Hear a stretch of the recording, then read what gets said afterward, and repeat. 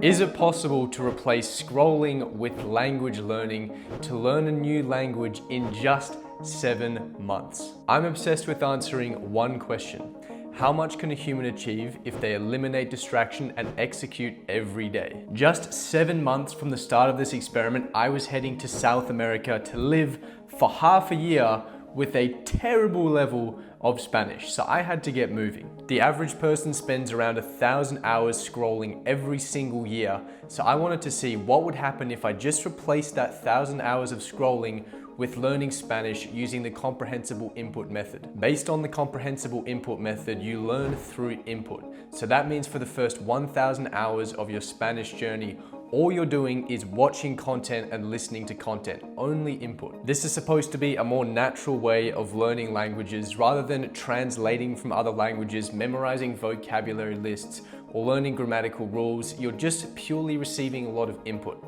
Now, apparently, if you spend 1,000 hours on Spanish comprehensible input, you will reach conversational fluency, where you can talk and converse with other people, you can understand basically everything in Spanish. So that's a pretty good spot to be in, and that's where I want to be at the end of these 7 months. So what are the rules for this challenge? There's 3 specific rules. First of all, I have to spend on average 4 hours a day consuming comprehensible input content.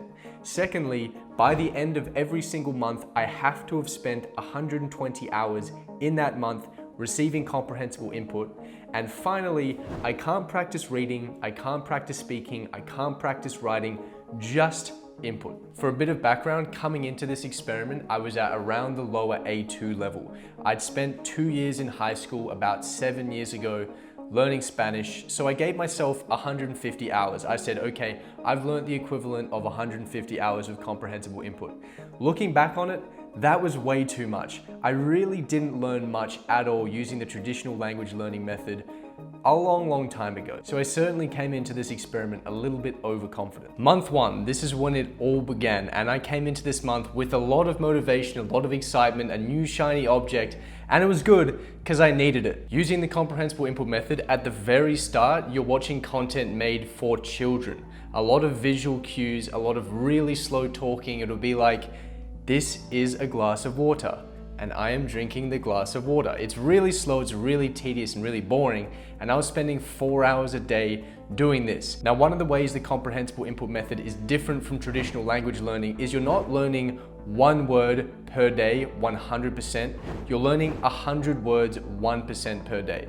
This means that at the start you feel like, I'm not really making much progress, nothing really makes sense, but over time everything starts coming together like a puzzle. You go, okay, I've seen that word 100 times in 100 different contexts, I know what this means now, and everything starts coming together. Week 1, I was thinking, I've got no idea what's happening. By about week 2, I thought, okay, everything's coming together now. By week 3, I was progressing from super beginner content to beginner content. And this was a big jump because the content is a lot more enjoyable. It's a lot less slow and repetitive. It's probably made for 7 to 8 year olds rather than 2 to 3 year olds. So it feels like quite a big upgrade. By the end of this month, I was thinking, wow, I've made an insane amount of progress, and it's not really a shock. 4 hours a day, 120 hours, going from basically 0, you're gonna make a lot of progress, and I really felt that. So month 1 done, and I was feeling excited. I was feeling like, this is gonna be great. Month 2 came around, and month 2 was a really big month. One of the big goals that I was trying to do is get to the intermediate level content. And the reason for that is that once you reach the intermediate level, you can start exclusively listening. And this is big because if I have to sit down and physically watch content all day, it's gonna be really slow. It's gonna take up my entire day. But if I can have Spanish in my ears while I'm going to the shops and buying groceries, cooking food, while I'm running, while I'm riding my bike, doing menial activities, this meant that I could get so much more Spanish in during the day, and it makes these really boring and repetitive activities way more productive. So by about halfway through month 2, I was able to unlock intermediate level content, and this was a huge unlock. At this time, I was also training to run marathons. I was trying to run a marathon every month, and it was a really good opportunity to do something while I was running, because a lot of that marathon training is really slow, really boring and repetitive runs. So being able to use comprehensible input, have Spanish content going while I'm running was really big, and I got a lot of hours in while I was running. Now at the start of this month, I was a little bit short of 4 hours a day, so I had to play catch up, but as soon as I unlocked the audio only, boom, it just unlocked all that time back. It was so much easier for me to hit my hours and I got it done. Month 3 came around and month 3 was actually a really challenging month. On paper, month 3 should have been a lot easier than month 1 and 2 because I just have to listen to content, I just have to listen to input, which means that I should be able to get my hours in a lot easier. But the thing about month 3 is that month 1 and 2, I had a lot of motivation. I was like, okay, this is a new shiny thing, this is exciting. And I was progressing. I was going from super beginner to intermediate, and that was really exciting and fun. But month 3, I knew even if I did 4 hours a day, I wouldn't progress from intermediate until advanced. That's gonna take a few more months. And me sitting there and smashing out intermediate level content for multiple months, that seemed tough. I didn't have the same excitement. It was just me going, okay, I just have to consume 4 hours of Spanish every day, and I've got another, well, 5 months left. This is gonna be brutal. Again, I fell behind at the start of the month, but I slowly crept back up and we finished 120 hours. At this point, I really just had to rely on systems. I went, okay, this is what it feels like to have zero motivation at all, and it's good to know I'm still doing the inputs, but if I didn't have these systems in place, I would have been destroyed because there was nothing left, no drive, no urge. It was literally just me and my systems that guaranteed that I was gonna get my hours in no matter what. Then month 4 came around, and month 4 was one of the most difficult months that I had to do for this entire experiment. The reason for that is the first 3 months I was living in my share house in Melbourne, extremely optimized, fantastic environment, very conducive for getting stuff done. I then moved back to Perth for the best part of that month to spend time with family over that Christmas period. And when I stepped back into that environment, which was just not fully optimized, I found it a lot harder. As most of you know, that Christmas period, there's a lot of events going on, there's a lot of parties, there's a lot of things happening, and that's a lot of things getting in the way of me getting the input in. And it made me realize that because I'm trying to get 4 hours in a day, if any small variable in my environment goes wrong, this is almost impossible to do, or it is extremely hard and it requires a lot of effort. And I really found that this month, that not being in that optimized environment, this got really challenging. Now, the last 10 days of this month was a total nightmare. We were about on par, which is good, but the last 10 days of the month, you got Christmas and you got New Year's. And my Christmas day, I spent at the vet putting down my dog, which was pretty bad. And then after that, I went down south to basically a beach shack where I stayed with 20 people with very, very poor internet reception, and I had to try and smash out 4 hours a day. It was brutally hard, brutally challenging. I was basically sitting there trying to get input in at any possible opportunity.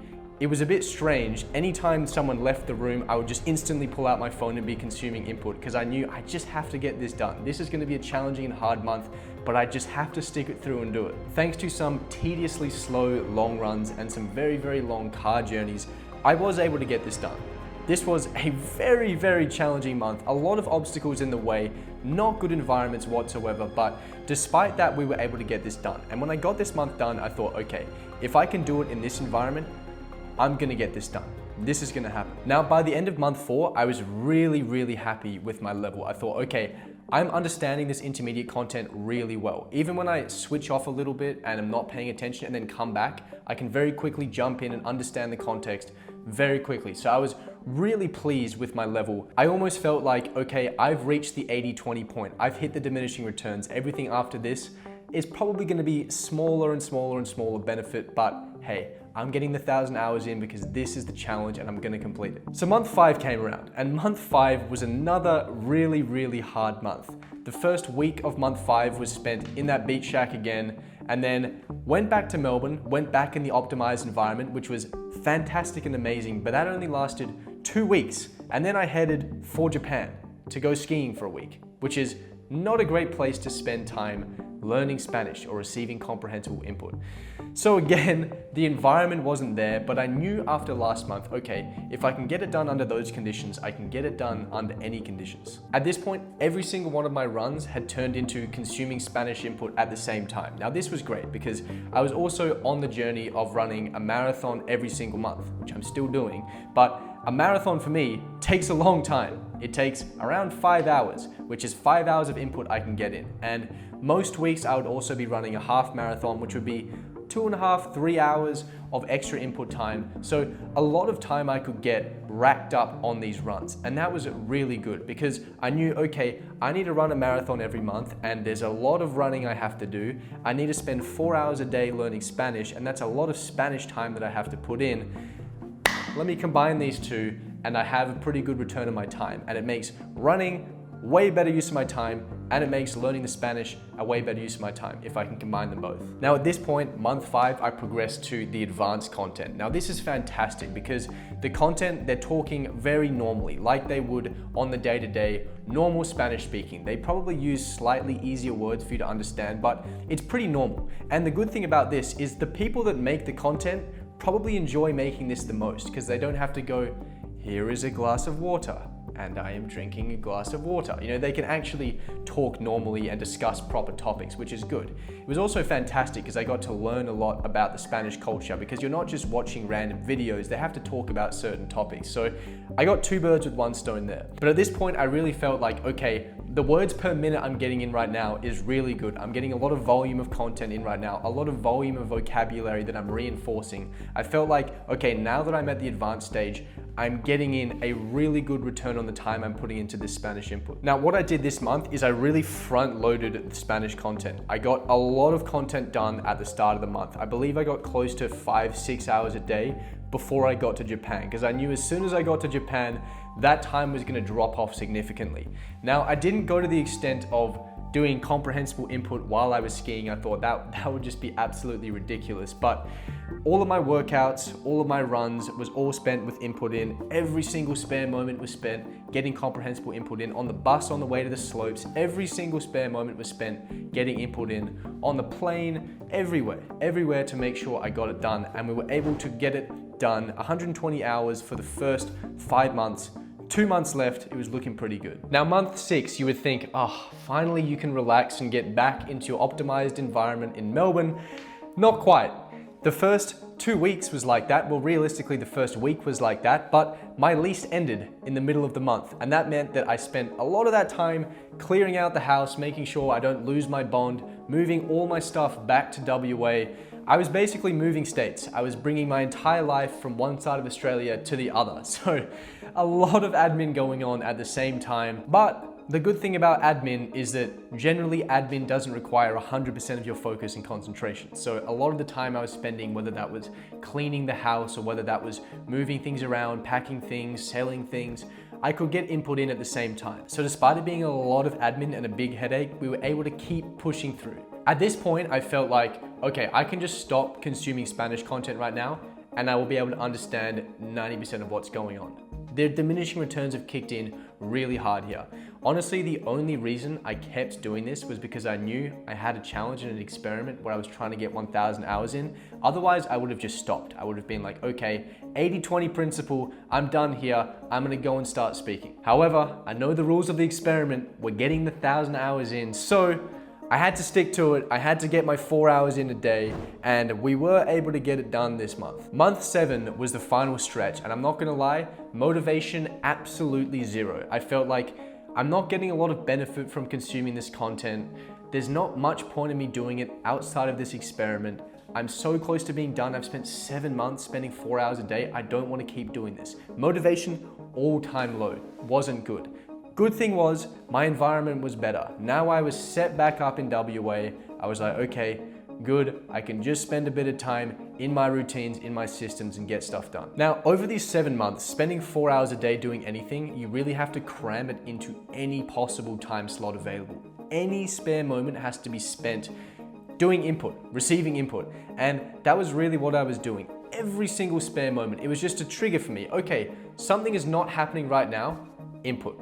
Every single time. It was just so ingrained into who I was because I knew that if I didn't do that, it would get to the end of the day and I would have to go, all right, let me stop my day completely and just sit down and consume Spanish content. And I really didn't want to do that. So it really became so ingrained into me to just be always consuming Spanish content at any possible opportunity. This was a real slog of a month, but the only thing keeping me going is knowing I'm so close to the finish line here, and I'm also very close to heading to South America. My flights are booked, my bags are packed, and in a few weeks, I'm heading off to Buenos Aires to start the next chapter of my life. So after pushing and struggling for the last few weeks, we got it done.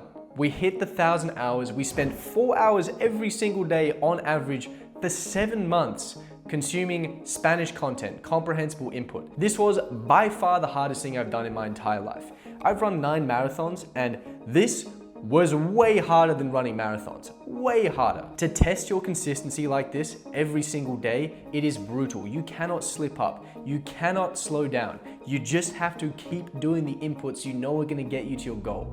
Ahora estamos aquí en Buenos Aires y tengo que decir que estoy muy contento con mi nivel ahora. Tengo un acento, yo sé, no estoy el mejor del mundo, pero bastante bien. En mi segundo día aquí fuimos a un intercambio de idiomas y fue muy sorprendente porque fue mi primera vez hablando y los nativos acá, los hispanohablantes, no me creyeron que fue mi primera vez hablando porque tenía un cierto nivel de confianza.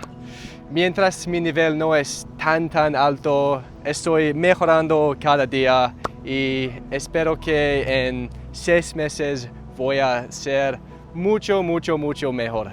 Así que es mi primera semana hablando, estoy bastante contento, mucho para mejorar, pero sí, es muy bueno. Voy a terminar hablando en español porque pues no puedes entenderme, así que sí, estoy muy contento.